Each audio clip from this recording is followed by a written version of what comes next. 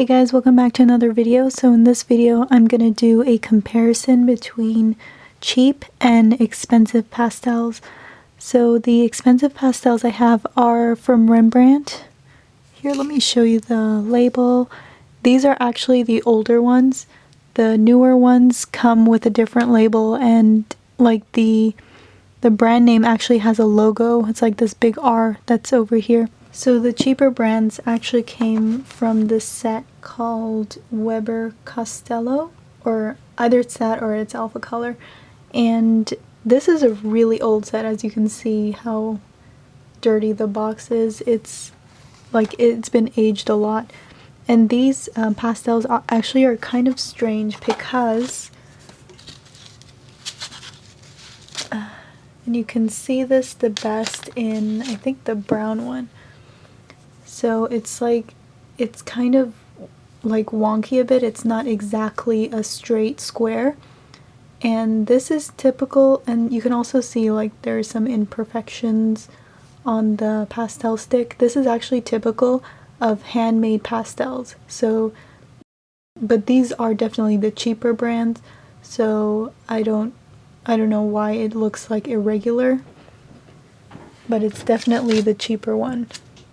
So there are a lot of different types of like artist pastels, and they all work very differently. Even though they all say that they are soft pastels, they work very differently. They're factory made, and some of them are handmade, and it gets a little confusing because people say that factory made are better, they're more soft and creamy, but there are some handmade pastels that are actually harder than some factory made pastels, and it gets really confusing.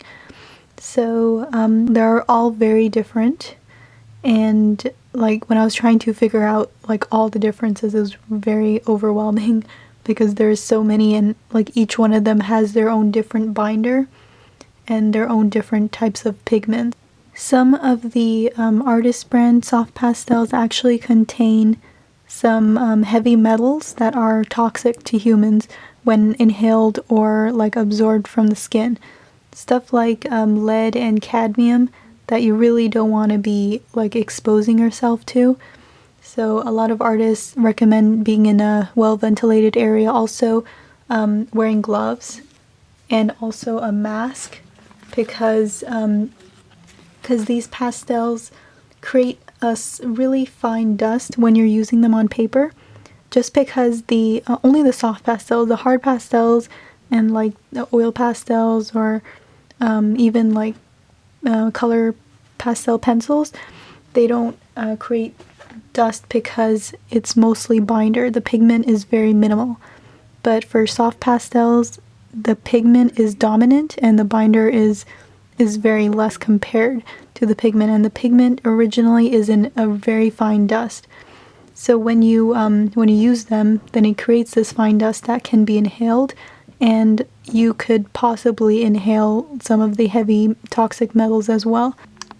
So the main difference between cheaper pastels and more expensive pastels is the color intensity. The cheaper ones won't give off that intense of a color. As you can see, it's like sort of like a dulled out white when I'm using the cheaper ones versus the soft pastels, which is a bright white. Also, another difference is the blendability of it. What I like to use for blending are these things called Fantastics. They come in a brush form and also in a bullet form. So pretty much what this is it's just like a piece of foam wrapped up like a pen. And I like using these better than those blending stumps or the Q-tips, just because I feel like blending stumps and Q-tips sort of scratch on the paper. Well, blending stumps scratch on the paper, but Q-tips tend to grab more of the pigment than it does blending. So I don't like using that. And when I blend like the lower half of the pigment, you can see how much it's dulled out that way. And then when I blend out the lower half of this pigment, it dulls out a little bit, but it's much like more intense than this color over here.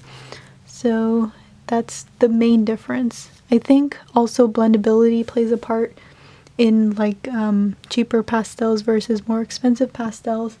Just to give you guys another example, here is the red.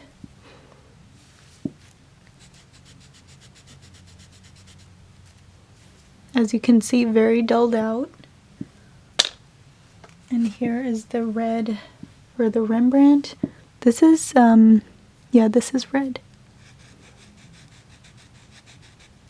And you can, it's actually more of an orange tone, but you can see the color intensity again.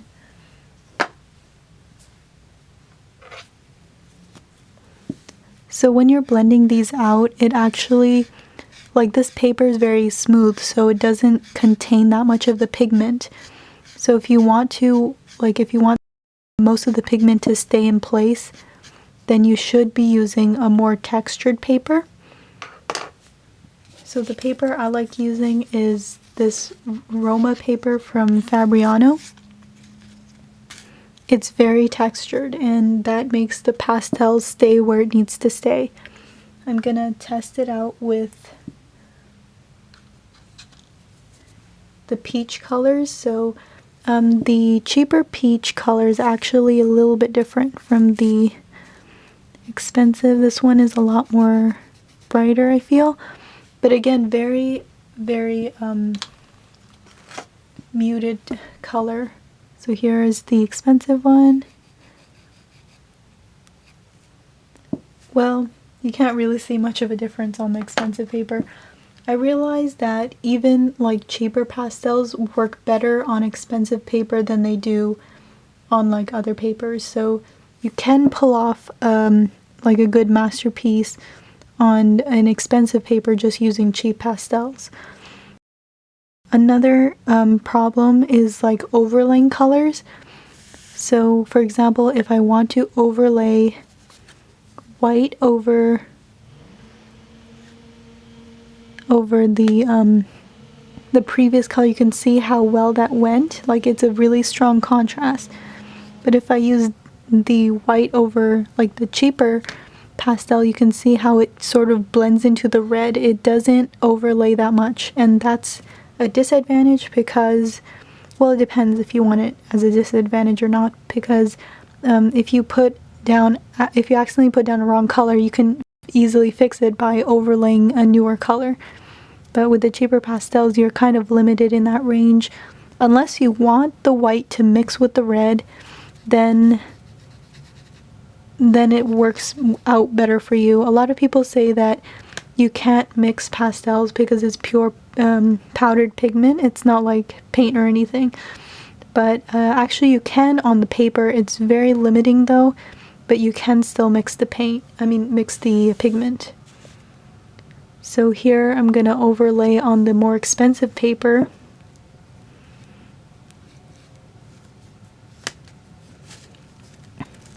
You're not going to be able to see it that much because, yeah, so again, like very dulled out. You can't see it that much because the peach I used was really close to the white. But again, very dulled out and not very contrasty. And since this paper holds the pigment much better, if I try to blend it, well, it sort of looks like the same as this actually, but it's a little bit different. A lot of people prefer using sandpaper because it has more of a gritty texture. I think maybe if I was using my rough watercolor paper, then it would have grabbed the color better. And it would have been like, when you blend it out, it wouldn't be this, it wouldn't completely disappear like it is doing on these papers. But it's up to you what you like better. Also, a note to consider is using fixative when you're done. Some people don't like using fixative because they say that it dulls out the color because it is a new like substance that you're introducing to the paper. Really, if you don't want it smudging around, or if you don't want it interacting with the environment, then it's better to use the fixative. So the other difference is that the cheaper pastels are a lot harder for the pigment to go on the paper. You need to use a whole lot more pressure, and that could get annoying if you're trying to like reapply color and blend on the paper and stuff. So that's the main differences between the expensive pastels and the cheaper pastels. I apologize that this video didn't go that in depth. I'm actually working on a series project that's taking a lot longer than I expected, and so I just thought I would pop this video in between. So I hope you guys enjoyed the video. Stay tuned for my next couple of videos, and yep, bye.